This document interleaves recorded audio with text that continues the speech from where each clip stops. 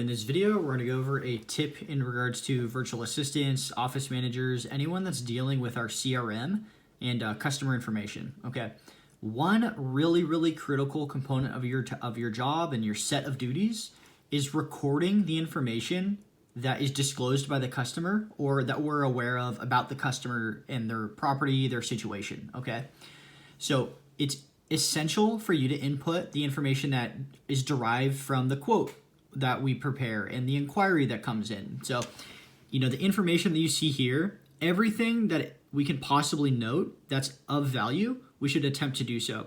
So if we're providing a quote for, gutter cleaning or any task really, we're gonna have the opportunity, if we look at the Google Earth image, to measure the linear feet of gutters.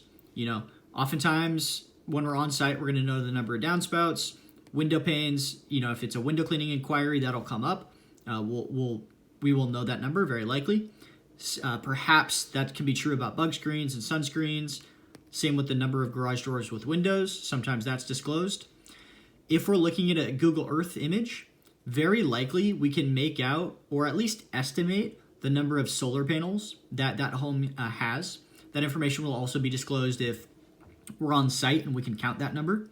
Obviously, if you're measuring the linear feet of gutters, the linear feet of Christmas lights for a Christmas light quote, you'll be able to note that. The number of stories will almost always be disclosed. If it's 1 or 2 stories, very likely. This can also be seen in the Google Earth image. So validate that is very essential information to gather. Roof type is a little bit more difficult. Sometimes that's going to be disclosed. Sometimes that can be observed in the Google Earth image. Square footage, sometimes that's disclosed, or sometimes that's on public resources too. But occasionally that might be disclosed. Same with home additions. If the person lives in a retirement community, definitely note that every time, because that'll very likely be included in the inquiry or somewhere noted in the instructions. Same with their home model. If they live in a 55 plus community, we're going to know their home model very likely. So let's say most commonly, we're going to get an inquiry from Sun City Lincoln Hills, and their home model is at Pine Hill, let's say. So you're going to input that information if that is deemed to be relevant in this situation, right? So I'll act like it is. I'll input the information. This is obviously an existing customer, but let's just act like it's a new person that we're adding the information for. We're scrolling down. One very necessary thing for you to input is the marketing. Okay, so what this implies is effectively what quote did we just prepare for the person? So for this person, we just prepared a gutter cleaning quote.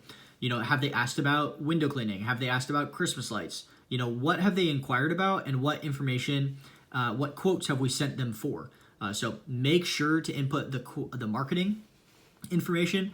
This is huge because this controls the people, the contacts, the phone numbers, the emails that we send particular messages to. Anyone that asks about gutter cleaning, we're going to input that here, that, gutter cleaning is just a scene, because that's going to trigger us to send certain messages to those folks. So anytime that we get an incoming inquiry, we're going to find out what service it is, and you're going to input that in the marketing section. Same thing, you're going to format it here. If they inquired for a service, you're going to format it as such, with the service, a question mark, a month / date, or / a year as formatted. Same thing if the, let's say they hire us, we're going to input it as such. We're going to save it like that instead. So the same thing, but without a question mark. Let's say they had 1 inquiry and 1 hire. Let's say they inquired that time and they hired us that time. Maybe they disclosed that they have a dog or something. Maybe we find that out at the in person as well. For additional notes, what I want you to input in the additional notes is anything else that comes up in the conversation that's useful. Or if you're looking at the Google Earth image, you're going to be able to note, has a pool, has a chimney,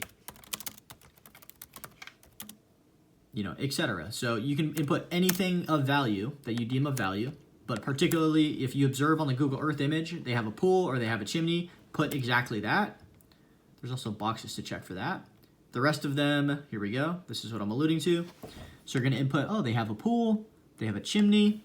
The person disclosed that they have gutter guards. We're going to check that box.